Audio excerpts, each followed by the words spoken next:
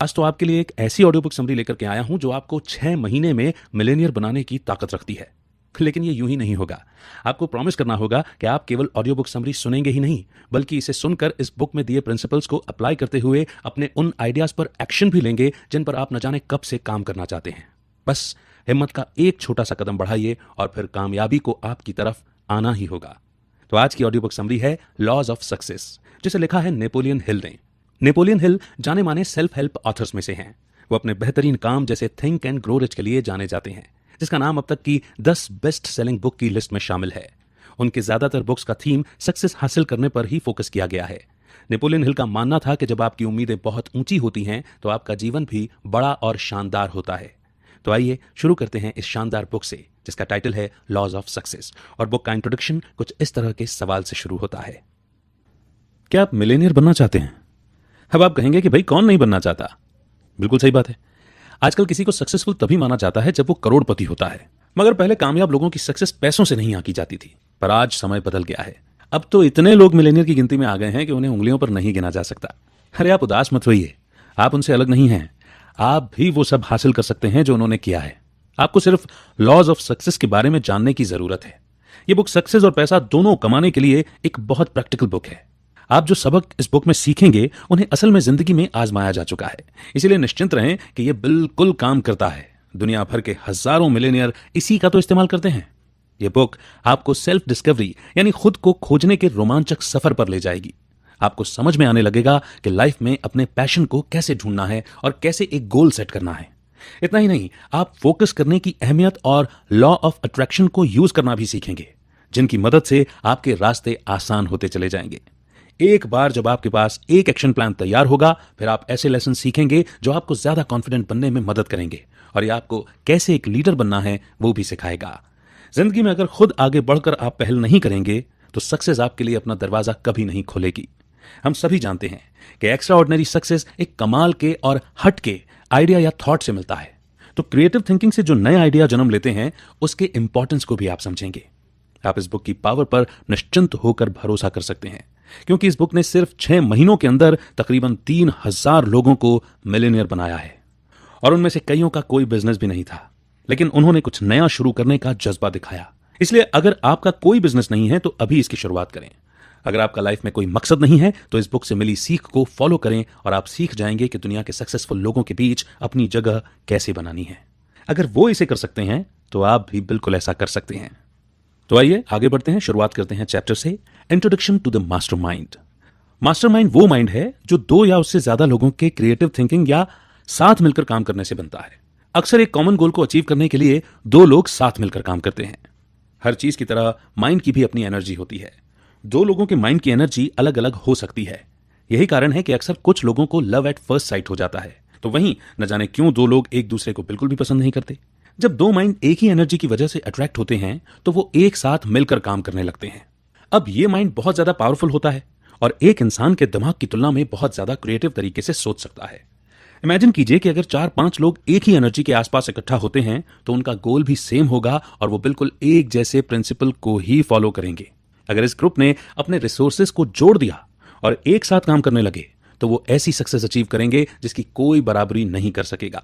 Mastermind की इस power को आइए 3 पावरफुल लोगों के जरिए समझते हैं। फोर्ड, एडिसन और फायरस्टोन वो दिग्गज हैं जिन्हें कौन नहीं जानता। ये बात किसी से छुपी नहीं है कि फोर्ड इस दुनिया के पावरफुल लोगों की लिस्ट में शामिल हैं। अगर कभी उन्हें $1 बिलियन की भी जरूरत हो तो वो चुटकियों में उसका बंदोबस्त कर सकते हैं, और इसके लिए उन्हें ज्यादा कुछ नहीं, बस कुछ फोन कॉल्स करने की जरूरत होगी। जब उन्होंने अपना ऑटोमोबाइल का बिजनेस शुरू किया, फोर्ड को $225 मिलियन उन गाड़ियों की पेमेंट के रूप में हाथों हाथ मिल गई, जिनकी अब तक डिलीवरी भी नहीं हुई थी। ऐसा कभी कभार ही सुनने को मिलता है कि जब कोई प्रोडक्ट मार्केट में आने से पहले ही इतने शान से बिक जाता है। ये सब उस विश्वास की पावर के कारण हुआ जो फोर्ड के कस्टमर्स उन पर करते थे। तो अब दूसरे जाने माने शख्स हैं थॉमस एडिसन। लोगों का कहना है कि वो बहुत धार्मिक थे। वो साधारण लोगों की तरह इंसान द्वारा लिखी गई धर्म की बुक पर विश्वास नहीं करते थे, बल्कि नेचर जो उन्हें सिखाती थी वो उस पर विश्वास करते थे। उन्होंने हमेशा नेचर से काफी जुड़ाव हुआ महसूस किया।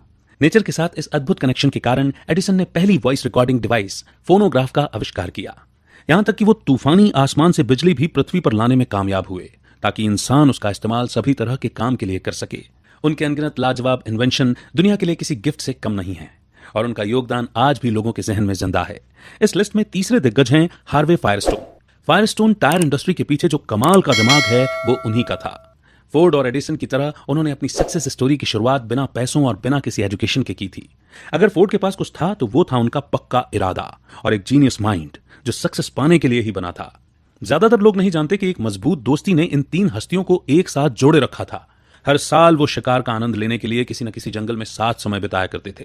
वो इस समय का इस्तेमाल आराम करने और अपनी एनर्जी को रिचार्ज करने के लिए किया करते थे। एक और बड़ी दिलचस्प बात है जो शायद वो तीनों भी नहीं जानते होंगे कि उनका ये स्ट्रॉन्ग कनेक्शन उन्हें और भी ग्रेट बनने में मदद कर रहा था। हम बिल्कुल इसी कनेक्शन की बात कर रहे थे जिसे हम मास्टर माइंड कहते हैं। कुछ लोग इस दावे पर डाउट कर सकते हैं, लेकिन तीन महान लोगों की समानता ये साबित करती है कि उनकी एनर्जी का एक दूसरे पर असर होता था। उन तीनों ने बिल्कुल नीचे से शुरुआत की। उनके पास कोई लंबी चौड़ी डिग्री नहीं थी और सबसे जरूरी बात, उनके पास खुद के अलावा कोई सपोर्ट नहीं था। ये फैक्ट कि उनका नाम हिस्ट्री के पन्नों में अमर हो गया, ये साबित करता है कि उनके कनेक्शन ने एक ऐसे शक्तिशाली टूल को बनाया जिसे हम मास्टर माइंड कहते हैं। आइए अब आगे बढ़ते हैं नेक्स्ट चैप्टर की ओर। A definite chief M. हर इंसान के पास लाइफ में एक गोल होना चाहिए। इसके दो कारण हैं।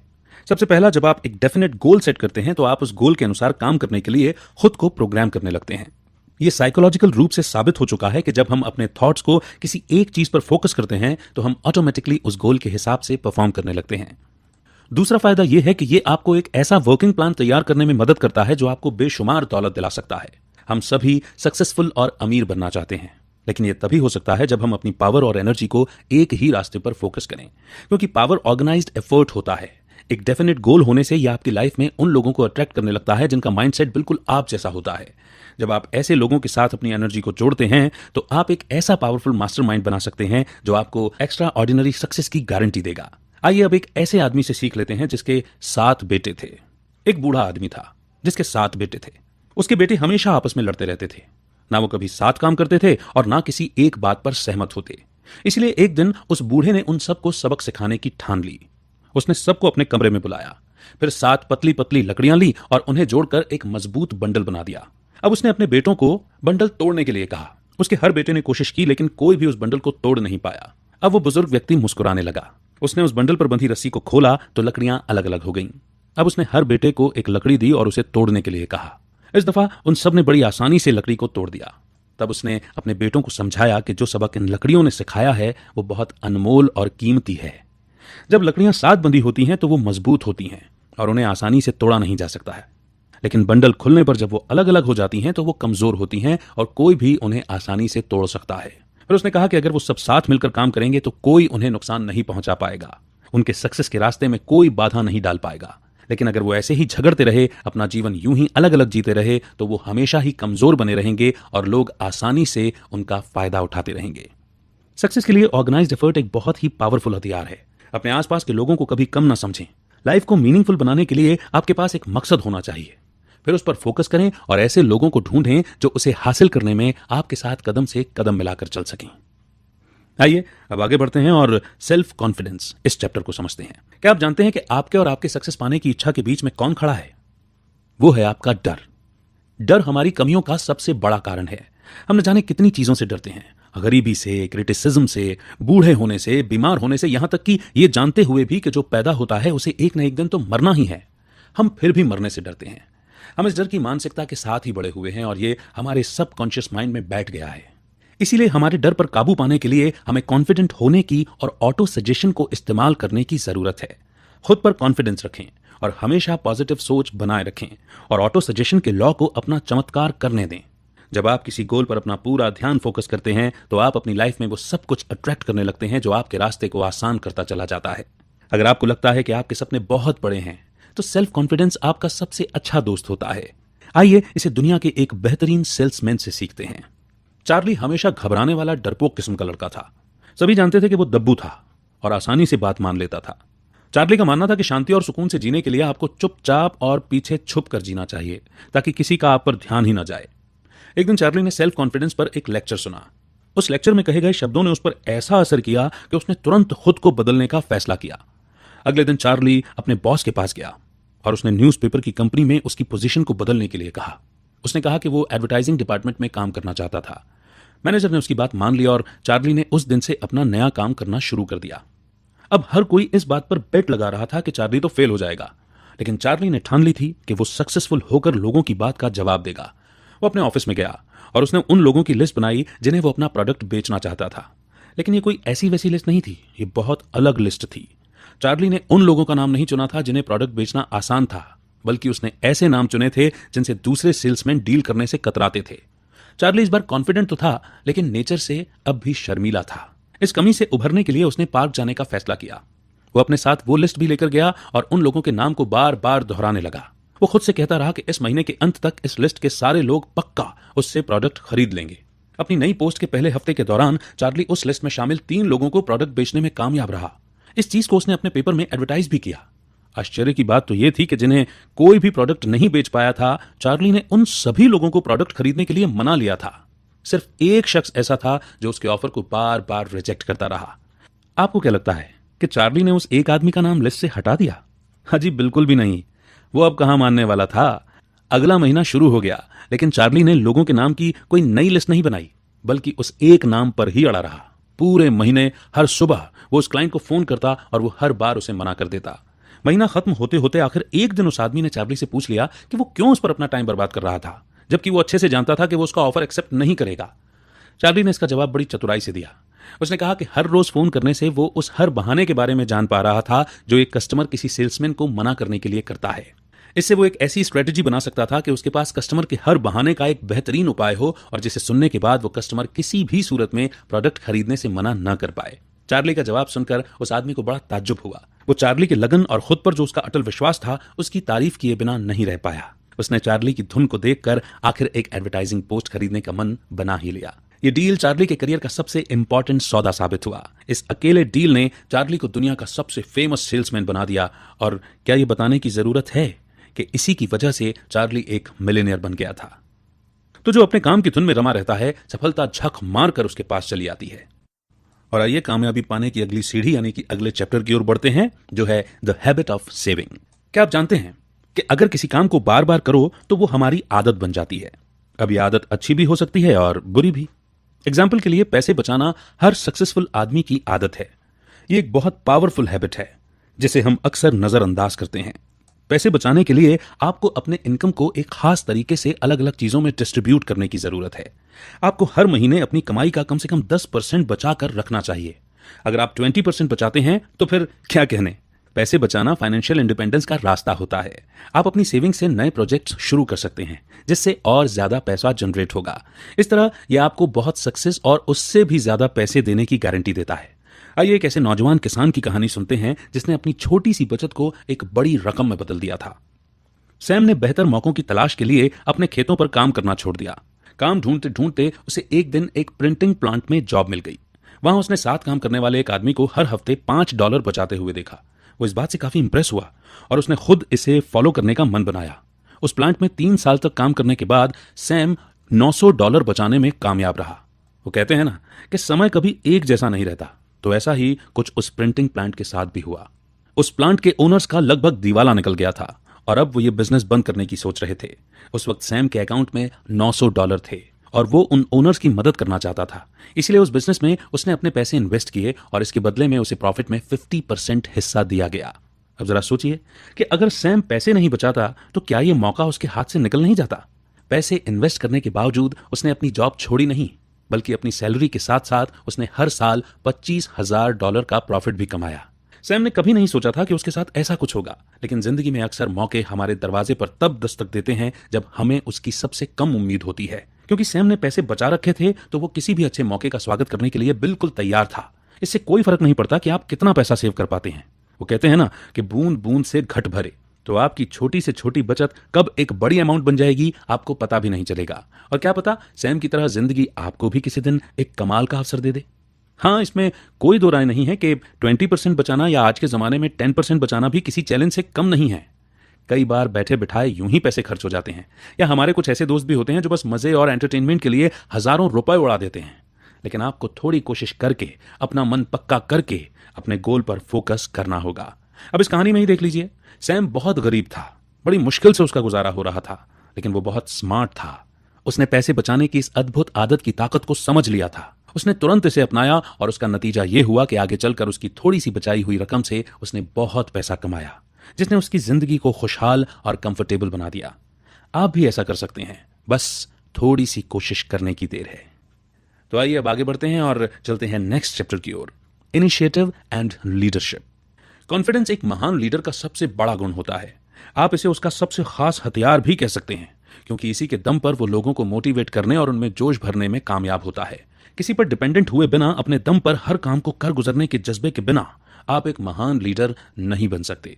अगर आपके बॉस को आपको यह बताने की जरूरत नहीं पड़ती कि आपको क्या क्या करना है, तो इसका यह मतलब है कि आप में आगे बढ़कर पहल करने की एबिलिटी है और आप बखूबी अपनी सभी जिम्मेदारियों का ध्यान रख सकते हैं। पहल करना या इनिशिएटिव लेना सक्सेस के लिए बहुत इंपॉर्टेंट क्वालिटी होता है। लाखों कमाने वाले बिजनेस ओनर बनने के लिए आपको एक अच्छा एफिशिएंट लीडर बनना होगा। लीडरशिप कोई चीज नहीं है जो आपको लक से मिल जाएगा या आप घर बैठे ऑनलाइन खरीद सकते हैं। इसके लिए आपको आगे बढ़कर सही समय पर सही डिसीजन लेना होगा। इसका बेस्ट एग्जाम्पल है माइक्रोसॉफ्ट। दुनिया के कोने कोने में फैले इस बिजनेस एम्पायर की शुरुआत दो लड़कों की दोस्ती से हुई थी, और वो दो जीनियस हैं बिल गेट्स और पॉल एलन। वो दोनों ही प्रोग्रामिंग को बेहद पसंद करते थे, और तो और उनके पास इसके अलावा बात करने का कोई टॉपिक ही नहीं होता था। 1974 में पॉपुलर इलेक्ट्रॉनिक्स मैगजीन में बड़ा ही दिलचस्प आर्टिकल छपा था। इस आर्टिकल ने उस समय तहलका मचा दिया था, क्योंकि उसमें दुनिया के पहले कंप्यूटर के बारे में लिखा था जो आम लोगों के इस्तेमाल के लिए बनाया गया था। उसका नाम था अल्टेयर 8800। जब बिल और पॉल ने आर्टिकल पढ़ा तो वो जानते थे कि अगर वो इस मशीन के लिए कोड लिखने में कामयाब हुए तो ये टेक्नोलॉजी की फील्ड में किसी बड़े रिवॉल्यूशन से कम नहीं होगा। इसलिए उन्होंने फैसला किया कि वो खुद इसका कोड लिखेंगे। 2 महीनों तक दोनों बस इस मशीन के लिए बेसिक लैंग्वेज की कोड लिखने में जुट गए। उन्हें न दिन की सुध थी न रात की। सबसे मजेदार बात तो यह थी कि उनके पास वो मशीन भी नहीं थी, क्योंकि सिर्फ कोड बनाना काफी नहीं था, उसे मशीन में डालकर चेक करना भी तो बहुत जरूरी था। वो दोनों उस वक्त हार्वर्ड यूनिवर्सिटी में पढ़ते थे। उन्होंने वहां मौजूद अल्टेयर से मिलता जुलता PDP-10 मशीन का इस्तेमाल किया। उस वक्त अगर उनके पास कुछ था तो वो था उनका कॉन्फिडेंस और कुछ अलग करने का जुनून, और उनके जीनियस माइंड के बारे में कौन नहीं जानता। कोड तैयार होने के बाद उन्होंने एड रॉबर्ट से कांटेक्ट किया, जिन्होंने अल्टेयर बनाया था। कोड को टेस्ट करने के लिए पॉल उनके हेड ऑफिस गए, और फिर जो हुआ वो हिस्ट्री बन गया। एड की कंपनी का नाम MITS था। जब कोड को मशीन में डाला गया और मशीन ने रिस्पॉन्ड करना शुरू किया तो वहां पर काम करने वालों के लिए ये किसी चमत्कार से कम नहीं था। एड ने तुरंत कहा कि वो बिल और पॉल के साथ काम करना चाहते थे। फिर उन्होंने कॉन्ट्रैक्ट साइन किया, और ऐसे माइक्रोसॉफ्ट जैसे यूनिक ब्रांड का जन्म हुआ। बिल और पॉल का काम इतना बेहतरीन था कि वो बहुत जल्द ही दिन दुगनी रात चौगनी तरक्की करने लगे। लेकिन वो यहां रुके नहीं, बल्कि आगे बढ़ते रहे। इसका सबसे बड़ा कारण था कि वो हर बार अल्टेयर के लिए नया कोड बनाकर उसे और भी बेहतर बनाने की कोशिश में लगे रहे। बिल और पॉल सिर्फ अपने आइडिया की वजह से सक्सेसफुल नहीं हुए, बल्कि हर वो चीज जो उनके काम आ सकती थी उसे आजमाने का उनमें जो अटूट विश्वास था, उसने उन्हें इतना ऊपर तक पहुंचाया है। वो कभी एक्सपेरिमेंट करने से या फेल होने से डरे नहीं।